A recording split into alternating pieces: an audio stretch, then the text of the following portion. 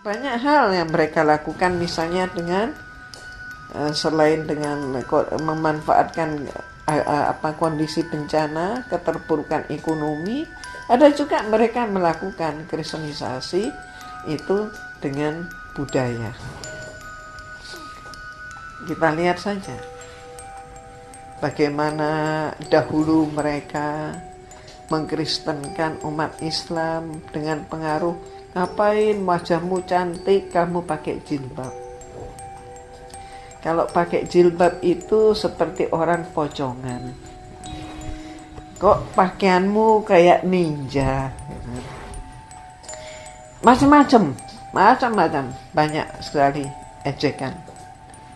Tapi setelah kemudian mereka mendapatkan kesulitan untuk melepaskan jilbab umat Islam, jilbab muslimah, saat ini pun ternyata mereka justru menyamar menggunakan atribut umat Islam, yang laki-laki pun pakai kopiah, pakai peci, pakai baju koko, dan lain sebagainya, memirip-miripkan penampilan dengan orang Islam. Supaya apa? Niatnya supaya diterima dalam komunitas tersebut, diterima dalam komunitas Islam. Dan apa yang terjadi? Sekarang pun sudah ada yang mereka ini aliran dari Kristen yang menyatakan bahwa mereka pun membaca Injil, dan Injilnya itu bahasa Arab. Jadi pakai Injil berbahasa Arab.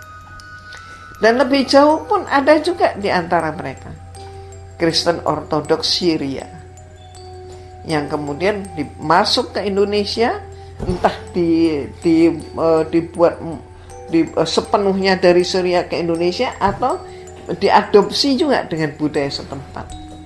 Maka intinya mereka menyatakan bahwa mereka pun sholat, dan mereka kemudian mulai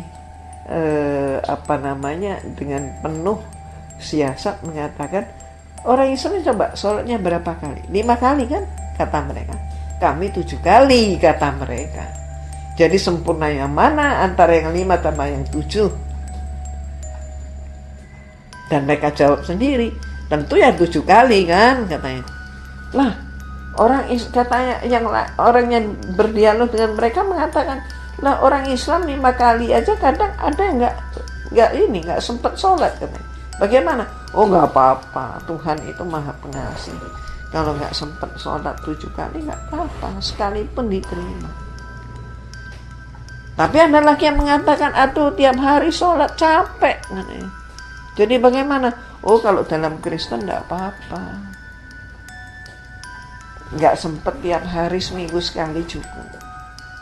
Ada yang mengatakan, oh kalau begitu seminggu sekali pun tidak mungkin, saya orang sibuk, saya selalu bepergian. Gak apa-apa, setahun sekali. Setahun sekali, iya kalau ingat, kalau lupa bagaimana? Oh, Tuhan itu maha pengampun. Jadi yang paling penting dibaptis.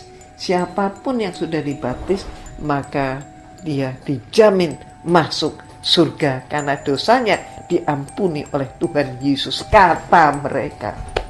Nah, ini caranya.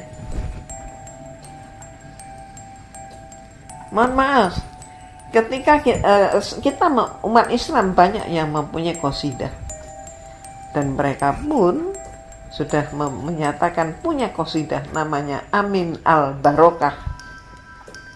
Oh ya, ketika mereka sholat, apa yang membedakan dengan umat Islam sholatnya? Kalau kita umat Islam merapatkan shaf, kita menghadapkan diri ke kiblat. Kemana? Arahnya kemana? Ke Masjidil Haram. Kalau mereka sebaliknya, bertentangan dengan kita, mereka ke Baitul Maqdis. Kemudian mereka shafnya renggang-renggang dan tidak membedakan mana shaf laki, mana shaf perempuan. Mereka campur. Dan ketika mereka rukuk, mereka menambahkan pada saat rukuk dengan Bismil Abi wal Ibni wa Ruhil Kudusi. Nah ini.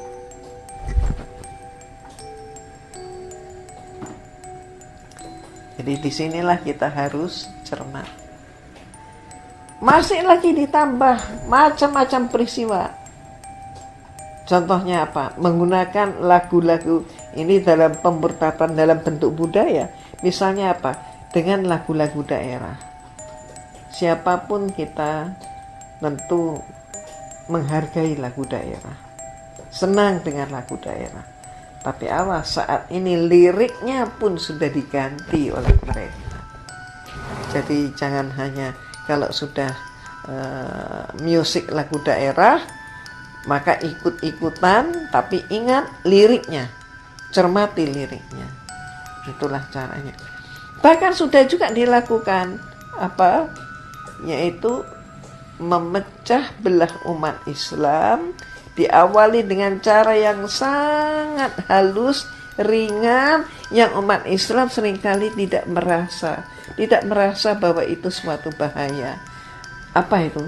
Misalnya dengan, mohon maaf, membaca kitab suci Al-Quran dengan langgam kedaerahan.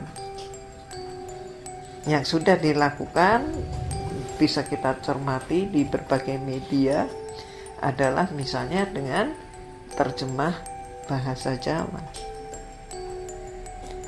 Maka kalau ini diterima, ini adalah tentu harapan mereka. Umat Islam diam, berarti bisa terima, maka akan berkembang nanti daerah-daerah yang lain. Sumatera, Kalimantan, Madura, Papua, dengan bahasa daerah masing-masing, dengan langgam daerah masing-masing. Ternyata inilah tujuannya. Test the water. Nah, kemudian yang lain lagi, sampai kepada apa? Mohon maaf, baca Al-Quran dengan lagu seriusan, pakai kur seperti paduan suara gereja. Terus bahkan ditingkatkan lagi sampai apa? Sampai membuat paduan suara, dua penyanyi, ada satu penyanyi yang mengumandangkan azan dan satu penyanyi lagi kemudian menyanyikan lagu Ave Maria.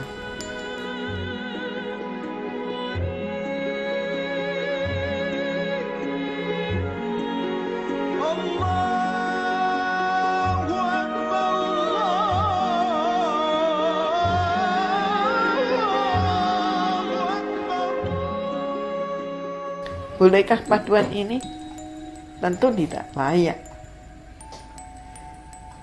Tapi orang yang tidak paham, termasuk orang Islam yang tidak mendalami agamanya, tidak tahu tentang Islam, maka kemungkinan dia akan menyatakan, oh modern ya, indah kalau begitu. Oh kalau begitu aman deh dunia kalau semua ini bisa disatukan seperti lagu. Masalahnya tidak sesederhana itu. Itu hanya ucapan manis. Mohon maaf, manisnya obat gula. Manis di bibir, tapi pemanis itu jelek untuk kesehatan kita. Nah, demikian pula yang terjadi. Maka itulah kita betul-betul harus waspada. Apalagi dengan pengikisan iman dan akidah. Melalui apa? Melalui pemikiran. Bagaimana awalnya atau pintu masuknya? Pendekatannya melalui apa? Maka melalui pemikiran bahwa semua agama sama. Lalu, samakah semua agama? Itulah pentingnya kajian Kristologi. Dengan kita mengkaji Kristologi, kita akan membuktikan, sekali lagi, membuktikan bahwa ternyata tidak sama semua agama. Agama yang hak hanya satu, Islam. Bagi peserta Kristologi, orang yang sudah memahami Kristologi, dia akan tahu persis. Tidak sama semua agama. Nah, kembali. Maka pendekatan semua agama sama, itu yang mereka katakan. Dan yang seringkali tertipu adalah orang-orang Islam, mohon maaf, yang sekedar Islam di identitasnya saja. Islam tidak sampai masuk ke hati, Islam tidak sampai masuk ke pemikiran, Islam tidak menjadi sebagai acuan pola kehidupan.